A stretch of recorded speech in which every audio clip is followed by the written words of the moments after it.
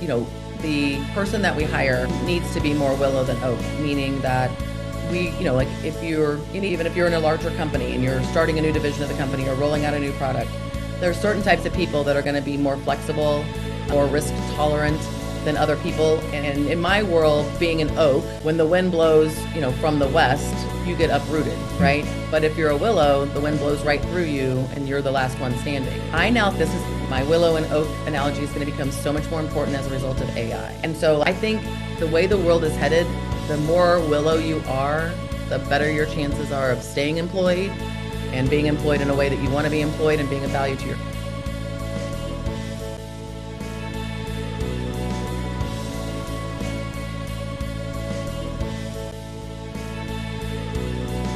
Hey, Uncommon Leaders, welcome back. This is the Uncommon Leader Podcast. I'm your host, John Gallagher. And today we're going to talk about not just scaling your business, but the things that you don't want to scale when you do that. That's scaling chaos. Kristie Jones is a revenue advisor, a speaker, and an author of the book, Selling Your Way In. We're going to talk about that today. Kristie's known for her direct, no-fluff approach that challenges owners to stop guessing and ultimately put systems in place to build their teams, including their sales teams, that goes forward. But what makes her uncommon to be on the Uncommon Leader podcast is she's not just teaching others, but she's investing in herself as well. So I'm going to ask her about how she invests in being coached on a regular basis. She's a student in many areas, from AI courses to learn all the way through hypnotherapy and some of the mental side of what we do as leaders. So ultimately leading to your no's are more powerful than your yeses at times. So get ready for a masterclass in revenue, resilience, and ultimately personal investment. Kristie K. Jones, welcome to the Uncommon Leader Podcast. Great to have you. How are you today? Great. Thanks for the introduction, John. That was pretty powerful. Yeah, you're welcome. I try not to overdo it, but they want to say I'm getting a little bit better. I don't want to, set the stage so high, the bar so high that you can't even achieve it when you get there. But I know in going through your book, you're going to be able to go over that bar and the expectations. But I always start my first-time guests with the same question that really gets us into it. And that's to tell me a story from your childhood that still impacts who you are today as a person or as a leader. Yeah, John, I know that you've had a chance to look at the book a little bit, so this probably resonates with you. But one of the things I say frequently is I got my MBA at the kitchen table. Mm-hmm. I would be where I am today if my parents had not left their safe jobs and became entrepreneurs. So my dad was a mid-level manager for the United Telephone Company back in the day. You now probably know them as AT&T. And my mom was an underpaid English teacher in the public school systems in the cities that we lived in. And so my dad made the first jump of leaving his mid-level manager job to go into business with his brother, who owned a Century 21 franchise at the time. And then a few years later, my mom took the real estate exam over one summer and taught that next year and then never again. And so went from making not enough money to making zero money as a 100% commissioned only real estate agent until she, got her business up and running. But our nights at the dinner table were started with how was school today, but ended with buyers and sellers, listings, and problems that were going on at the office, as we would say. So if you were, I think initially, I don't think my brother and myself were super interested in all that conversation starting at the age of 11 or 12. But as we got older, I think I said just by osmosis, we gained a ton of business acumen and financial literacy. Money was a very transparent topic in our house. We knew when my dad was and wasn't taking a paycheck in order to make payroll for his team. We knew what my mother's commission checks were. We knew when my dad wasn't taking a paycheck to cover my mother's quarterly taxes. And at some point, there were times when my mother out-earned my dad, which was pretty unusual in that day and age. And so we grew up in a very different environment. And for sure, that has shaped exactly who I am today. And no surprise, I always told people after seeing my dad go through all the things he went through as a business owner, everything from defection to deception to an office fire at the office, I was like, I will never own my own business. And 10 years ago, the universe conspired to make that a false statement. So, but there's no doubt I would have even tried it had I not lived through it. I can't wait to talk more about it because in reading through your book and how you ended up getting into business on your own, in essence, taking that leap from the comfort of a W-2 world into the, ultimately the W-9 world and what that looks like. That's something that I fought for a long time, no doubt about it. We had actually made it. You talk about real estate in some of those conversations. I went from that W-2 world into the unknown when we chose not to move back to my wife's hometown didn't know where to go. My mother-in-law had been in real estate for 30 years, residential sales. And as unique a story as this is, I decided to team up with her in real estate, going from the manufacturing world. And then we became the best-selling team in the Valley in the 5 years that I was in it, which was a lot of fun. But then I rode it to the bottom in 2009. Having said that, some of those conversations you talk about at the kitchen table with regards to how many houses do we have to sell to pay for the wedding or to get the next thing in, those are all real conversations that are really cool to go in. Now, that all feeds into your book, Selling Your Way In, the playbook for setting your income and owning your life. I can't wait to talk about some of the Kristie-isms that are in the book right at the front end in terms of what folks know about you. But the fact is, you almost didn't write the book. You didn't want to write the book at the start. So let's go back to that point just a little bit. You made the decision to write it. Who did you write it for? And why was then the time to write the book? Yeah, I was hesitant to write the book, but I wanted to be a speaker. And so I belong to an organization of female sales consultants across the United States called Women Sales Experts. And in 2019, our annual conference was held in Minneapolis at the Best Buy headquarters. And as I was walking to lunch after we had just ended a session on writing a book, we teach, one of the things that's unique about our situation is we're all experts in our own way. So we teach each other. When the conference comes around, we don't bring in outside speakers. We become the speakers. And it was my very first year in the organization. And I was shocked to learn that I was like one of 2 or 3 people who had not written a book. And as I'm walking to lunch with one of the matriarchs, she said, "What do you think?" And I said, "I didn't realize that everybody had written a book." And she said, "Well, yeah." She's like, "Well, have you thought about it?" And I'm like, "Absolutely not." And she says, "Well, what do you want to do?" And I said, "Well, I'm really interested in this afternoon session on speaking, on, how to get speaking engagements and be a keynote speaker." And she says, "Well, you're probably going to have to write a book then." And I got a little mad and I said, "Hey, I got stuff to say. And I don't think I need to write a book to say it. I got valuable information here. And why would I have to write a book?" And she said, "Well, remember, as you start filling out that speaker thing, when you get to the author, can you check the author box?" And you can't. And so I resisted. And then pandemic came along and I was approached by a company called Udemy, which is an e-learning platform. And they were building out their business side of things and were building out their sales catalog and asked me if I would write a course. And so I did. I wrote a prospecting course during the pandemic, and they gave me an instructional designer, and we, met every week, and it was a great experience. And I thought, well, I put all this effort into this, I'm just going to turn it into a book. But when I started to write the book, and I have a journalism degree, so writing is something that becomes pretty easy to me and that I love to do, right?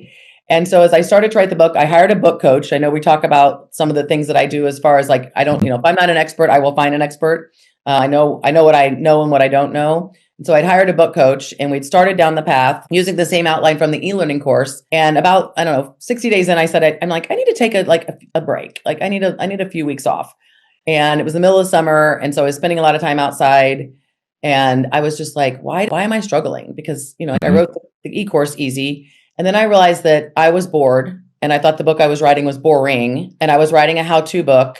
And there were a lot of people out there doing that probably were going to do it better than I was. And I didn't think that was going to add value. And so I went back to the book coach and said, "I don't want to write this book." And she's like, "You're not going to write a book?" And I go, "Nope, I'm not going to write this book." And so we took a couple of weeks and basically came up with this. And it really does stem from that, growing up in the MBA at the kitchen table, because what I learned was in sales, out of any profession you choose, you can set your own income and decide the kind of life that you wanted. Right. I mean, we went from, I say my parents paid cash for college, but because of the early days, they hadn't really saved for college. But real estate, afforded them the ability to pay cash for college for my brother and me. And that changed our lives. I mean, we came out of school without debt. Right. And so that was a very, that was just an unusual situation, but it put us in a different position. I bought my first house at 25 and I have a 27-year-old son now who's nowhere near being able to buy a house, based on that situation. So what I had seen over the years of being a sales leader, so I'd spent it's been 8 years out of college in retail sales as an executive and a buyer for a major department store. And then I had spent about 16 years as a W-2, as you called it, a W-2 sales leader in software SaaS sales leader. And a lot of times the reason why sales people struggled is that we'd put them in the wrong seat on the bus. So if you go back to good to great, because we're old, John, a lot of those people were the right people on the bus, but we put them in the wrong seat. And a lot of the reasons why we put them in the wrong seat was they had applied for jobs they shouldn't have applied for. And salespeople are professional interviewees, so buyer beware. And so they interviewed really well, and they looked like hunters and sounded like hunters, but they weren't necessarily hunters. And then we put them in the wrong seat and they started to fail.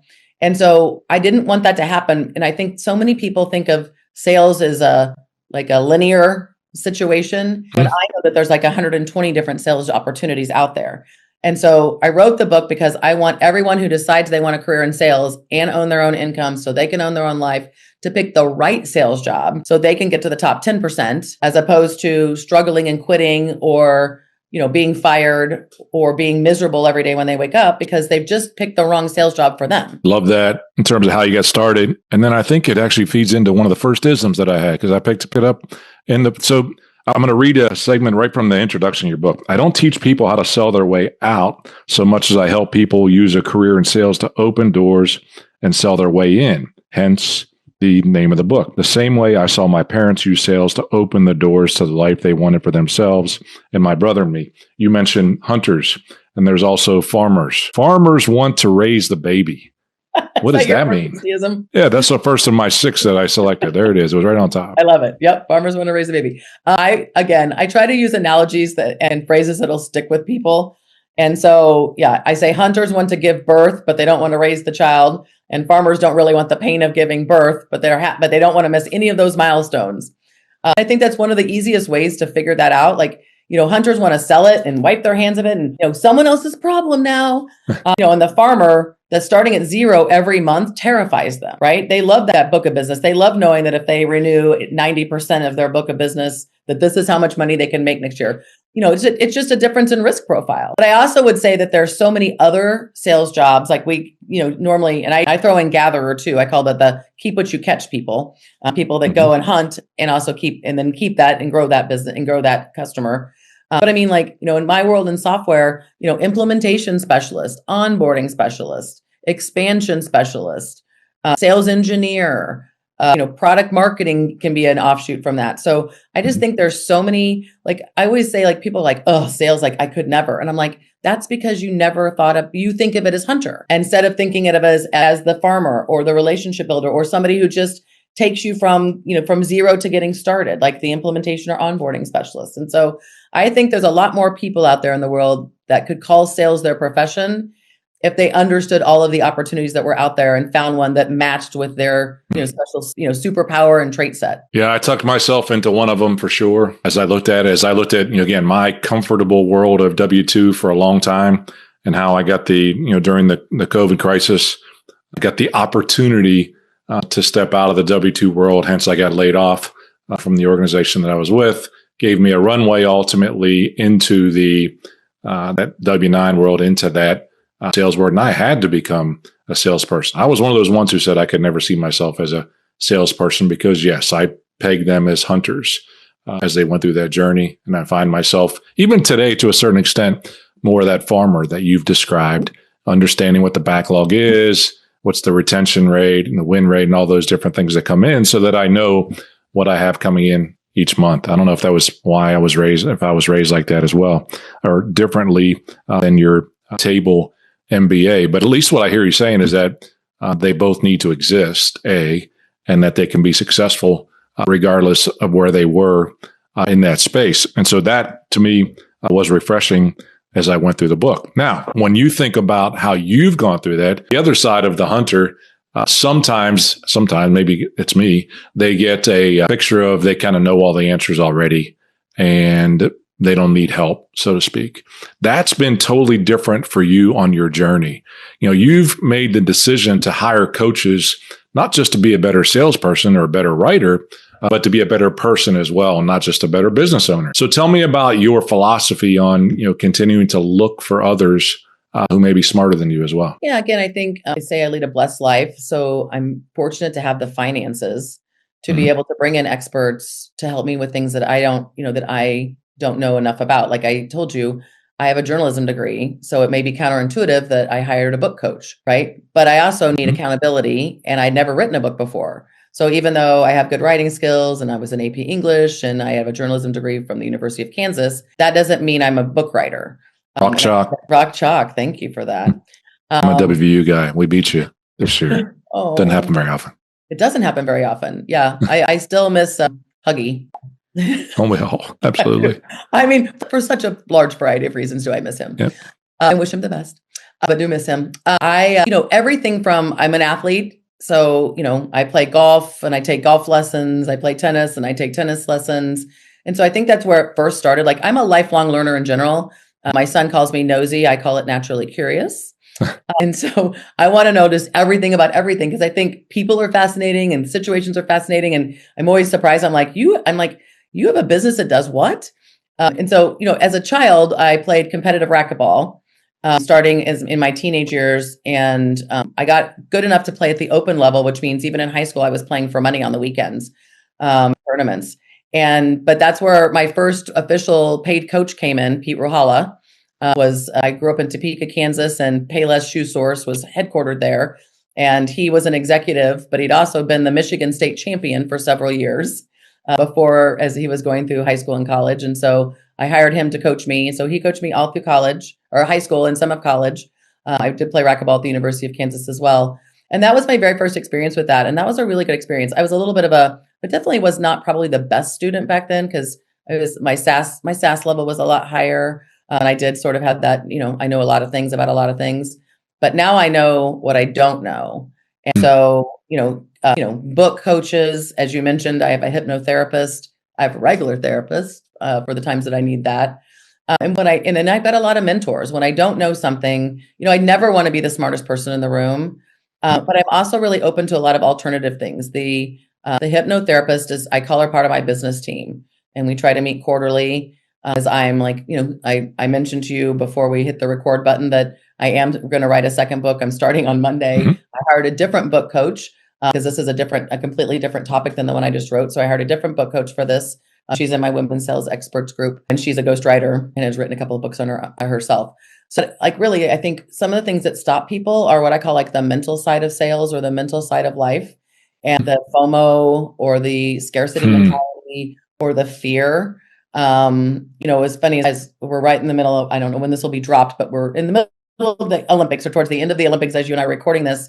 And it's interesting to hear about the number of athletes that have, sports psychologists, because I spend a lot of time watching professional tennis. Like, all of those players have sports psychologists. But I heard earlier in the week that 𝗵𝗲𝐿𝐴 Shiffrin, after having some challenges at the last Olympics, came out and hired a sports psychologist to work with her. I was a little surprised, in fairness, that she didn't have one prior to that. Because I just assumed that, the self-doubt is what it keeps, we've seen over the course of the 2 weeks, right? Yeah. The ice skating challenges, the quad god who basically, and again, been really fell twice. That's got to be mental. It can't be, it's not physical. It's all mental. Yeah. And he came out, and he's finally, again, I'm very proud of him for opening up and saying that, I just didn't think the Olympics was that different than any other, than the world competition, or I got a chance to the United States Championships were held here in St. Louis. So I went to the women's short program. And so I got to see the three ladies that perform now in the Olympics. But he came out and said, this was the moment got to me. It became overwhelming. It wasn't that he couldn't do what he could do. He's going to do an exhibition later this week, I think today, and I bet he nails everything. Right. And so I don't think, again, particularly because that your listeners are leaders, I think it's our responsibility as leaders to continually work on our professional and personal development, because we have people counting on us, right? We have people looking to us, looking up to us. And so I think we need to make sure it's our responsibility to be the best version of ourselves that we can be. And for me, that includes bringing in experts. Love that. I love that. And again, yes, we're recording that. I just wrote about this a little bit as well. So you mentioned the quad god and figure skating. I think of the quad guy who's in speed skating, and they compared his quads to Saquon Barkley's in terms of the size of his quads, Jordan Stoltz. But, we get to watch them for 1:45 seconds in a 1,000-meter race. We don't see all those things that are happening behind the scenes with regards to the different coaches that they have, nutrition coaches, strength coaches, mental coaches as well, spiritual coaches that make an impact on them. Correct. And to your point, when we can recognize that we need to be that whole person to be able to be successful as a leader, or as an Olympic athlete, or as a leader who wants to, in essence, build to the Olympic level, very important. So I appreciate you recognize that. Kristie is number 2, I think. Your circle is your ceiling. Ooh, that's a good one. Ooh. Yep. Tell me about that one. Yeah, they're all good ones. You wouldn't have printed them if they weren't all good ones. That's right. I had trouble getting them narrowed down. I feel really strongly about this one, and not everybody in my life likes this one because, I believe in what I call reason, season, and lifetime. So some people come into your life for a specific reason, and when that reason's up, it's time to part ways. And sometimes they come and stay for a season, and then some people are there forever, right? And so, but I call it releasing back into the wild. I have released people back into the wild that no longer serves the purpose. And I know that sounds really harsh, but I don't need negativity around me. I don't need people who, I think I struggle most with people who are not ambitious. Just the complacency of, I'm just happy to have my job every day and work my 6.5 hours and get my paycheck. Right. I'm just not wired like that. And so, when I come across people like that, I'm just like, not like friendly. They're friendly, but they're just not my people. Like they just don't, again, they're not critical of me, but they just don't get it. And so I would say the majority of the people in my circle are other entrepreneurs, are other people who own their own businesses now, or are high achievers within a W-2 situation. I need to be intellectually stimulated on the regular, as I say. And so when I can't have that kind of conversation about a wide range of topics, because like I said, I'm naturally curious. So I know a little bit about a lot, and then I want to dig in on certain topics in a deeper way. But I think I've seen a lot of people who had the ability to get to the top 10%, but they weren't willing to step away from people within their circle that were holding them back. And so it's hard. It's painful to watch from the outside, but, everything's a choice. So, the choices that you get to make. And, sometimes again, some people are like, well, that person you're talking about is family. And I'm like, I know, but I mean, not everybody's going to come along for the ride, and not everybody wants to come along for the ride. Right. So, yep, your circle is your ceiling. Are you tired of being tired? I know I was. That's when I was glad to find Own It Coaching. Now my resting heart rate's down 20%, sleep quality up 300%.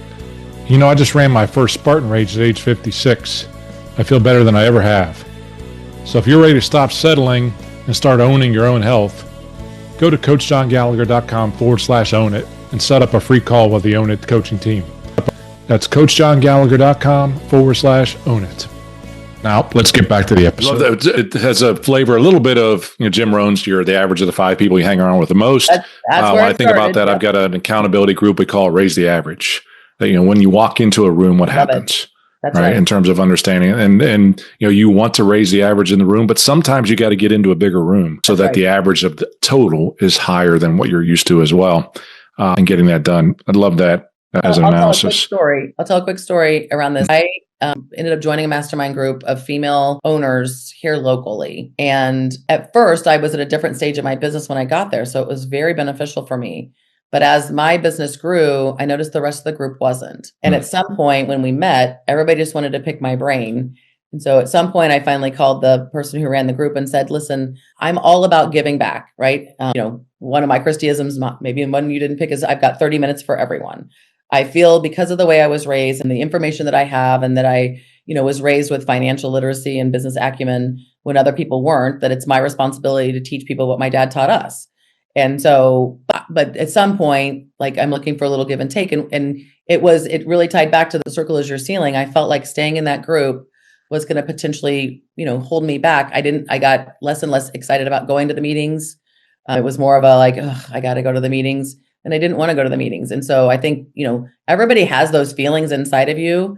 I, always say you got to listen, got to be listening to the universe when it speaks to you. And the universe was definitely speaking to me, and I took action on that. And I think a lot of people know inside, whether that's that feeling in your stomach or your chest or whatever, that this isn't the right direction, but then you got to be brave enough to take action. Love that. I want to come back to, I've got 30 minutes for everybody. That's not one of the ones that I chose, but I know there's a story there that was very important for folks to hear. I want to go back just a little bit. So you started your sales career as a waitress, and the thoughts, the ideas that came out of that. What you sell matters, territory matters, relationships with coworkers matters, the way you care for clients matters, and product knowledge matters. Did you get all that out of being a waitress? I did. And it wasn't until a lot of years later that I put all that together and did a Right. video on that topic. The connectivity. And it's funny when I spend about 40% of my business is helping companies hire top sales reps. And again, we're not a staffing company. I literally like project manage it. Like I never leave the client alone with the candidates. My team and I run every interview. The number of people who started out in hospitality, either athletes or they waited tables or worked in the restaurant in hospitality, not necessarily retail, but hospitality in that way, is shocking. And when I write about the waitress story, people like come out of the woodworks like, oh my gosh. The first thing I realized about waiting tables was that controlling your own income piece, right? Mm-hmm. And I'm like, well, I was working half the amount of hours as my friends who were working at the mall. I always say I was working a 3 or 4 hour shift and I was at the beach by 2:00. And while they were still like working till 5 or 6, and I was making twice as much money, working half as much time and enjoying my summer in ways that they were not enjoying their summers. And so, that really and then all the things that you said, you walked in again, I won't throw you in this one. I'm old.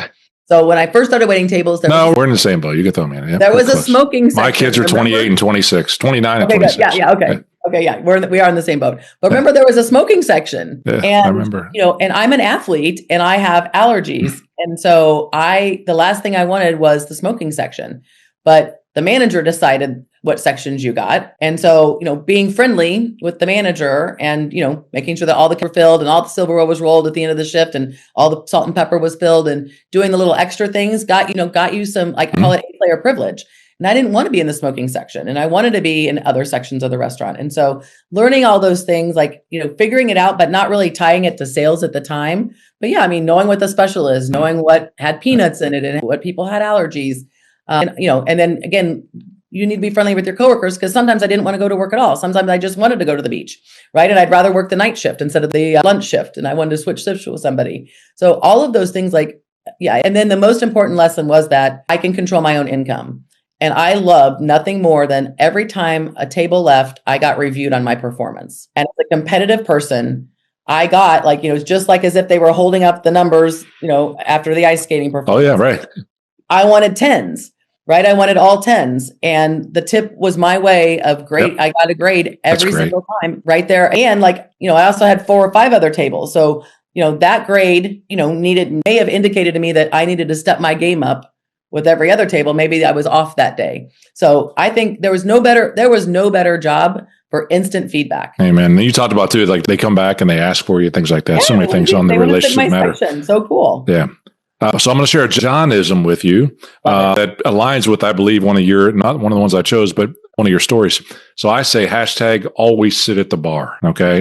You don't go by yourself somewhere and sit at a table and just look at your phone and enjoy peace and quiet. That's not what we're there for from a relationship standpoint.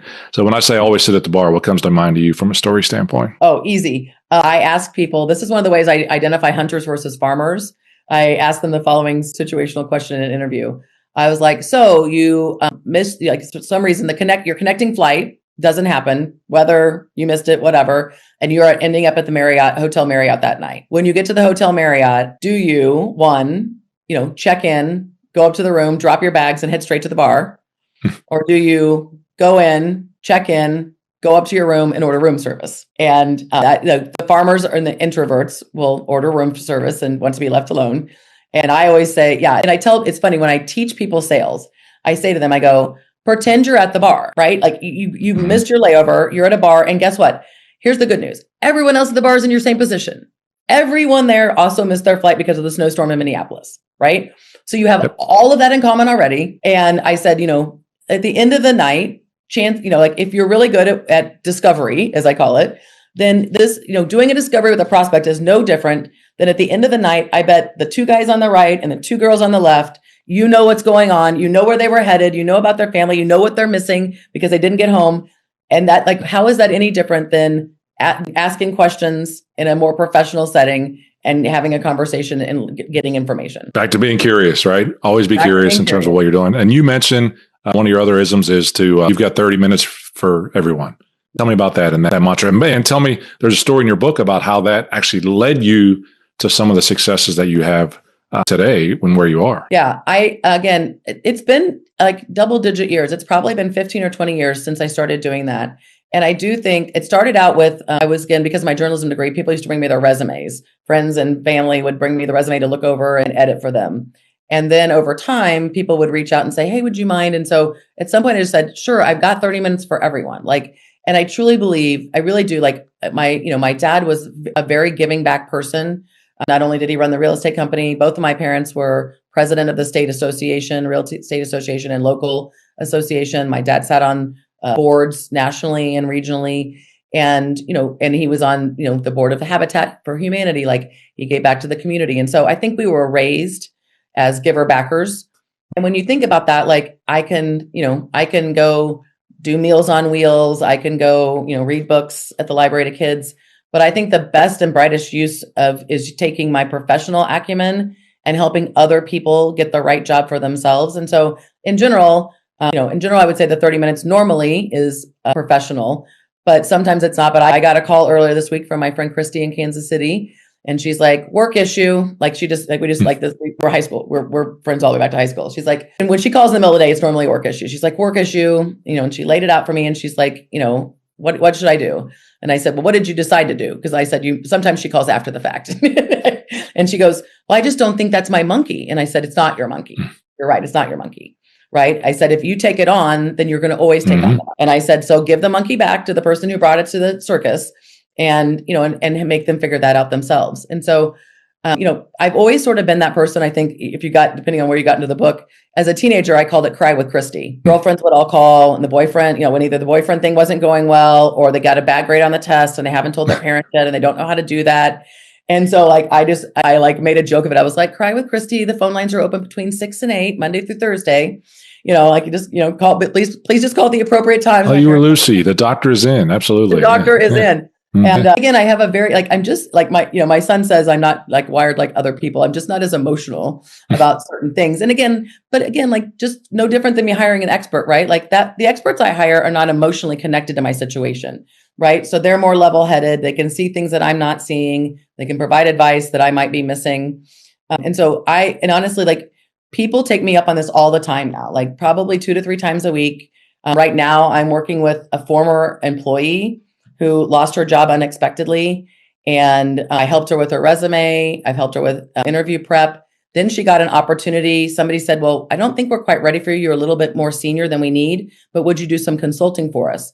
So I gave her my consulting contract. She called me. She's like, would you help me with this? I don't even know where to start or how to charge it for it or anything. So Maggie and I have been working together. And I think a lot of it is altruistically, it gives me joy.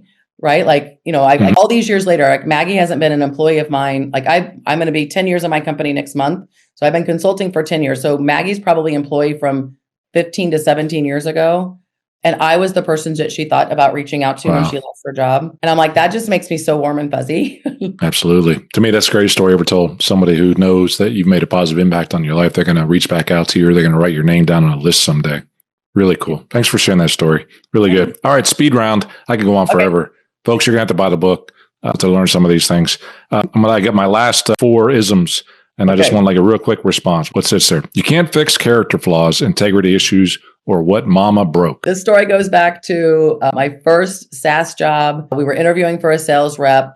The owner was interviewing with me, and we loved this candidate. Everything about them said yes, but something in our gut said no. And we could not. We spent time going over it. And finally he said, we can't fix these things. I added the mama broke part, but he said there's something about the character. There's a character flaw there and I can't put my finger on it. And then, so we said, no, we passed.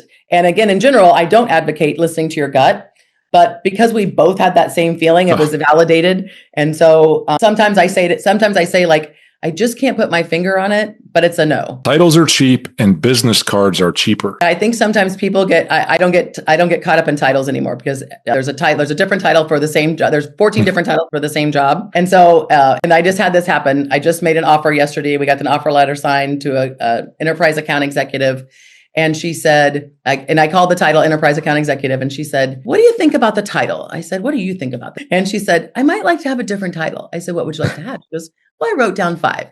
I said, well, do me a favor, put them in order of preference and email them over to me and I'll run them by the CEO. And it just doesn't matter. Like title, if it makes you feel better or you want a different title. And like I said, business cards, like nowadays business card, you can get 500 business cards for $5. Change your title every damn day. I don't care. So funny. I've had a teacher one time says, I don't care what you call it. You can call it pineapple if you want to. I don't care. Just get it done kind of thing. Which, by the way, my job is done now. Yours begins. Last chapter. You folks, you got to read that too. Last one. And I'm close to this one because of trees. My logo is a tree and things like that. Be more willow than oak, though. I didn't catch that one right. Yep. I use this one all the time, particularly in hiring. Because I normally work with earlier stage startups, the person that we hire needs to be more willow than oak, meaning that we, like if you're, even if you're in a larger company and you're starting a new division of the company or rolling out a new product, there's certain types of people that are going to be more flexible, more risk tolerant than other people. And the fact of the matter is, like, you might change pricing, you might change your messaging, you might change your website and your logo, you might rebrand.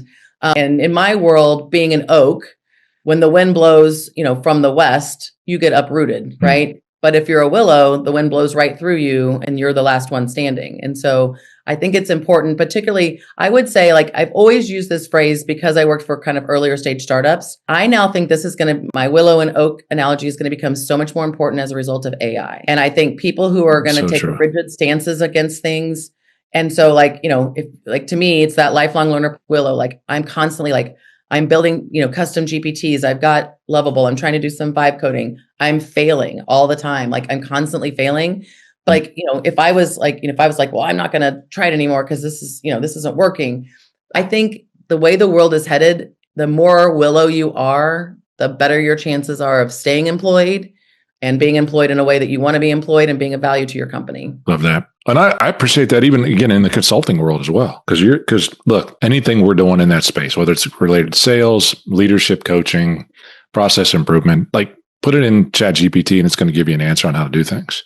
That's right. It doesn't know the stories and the wisdom that we bring as well and how we, overcame some of the problems that were there. And that's the powerful part of who we need to be also, and recognize that. Folks, read your book, put it up on a shelf, just like the one behind me. If you're watching on YouTube, you got yours up there. They see your book on a shelf a year later. What do you want them to think? What do you want them to feel when they see your book after they've read it? I think I want them to know that I care, right? Like, you made a comment, I think maybe before we hit the record button, that as much time as you spend writing a book, you have to spend 3 times as much selling it.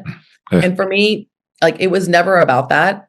It was never a get rich quick scheme. It was never a New York Times bestseller situation. Sure, I wanted people to read it. But the reason I wanted people to read it is because I don't think people tell them what I told them in the book. I don't think people teach them how to find the right sales job.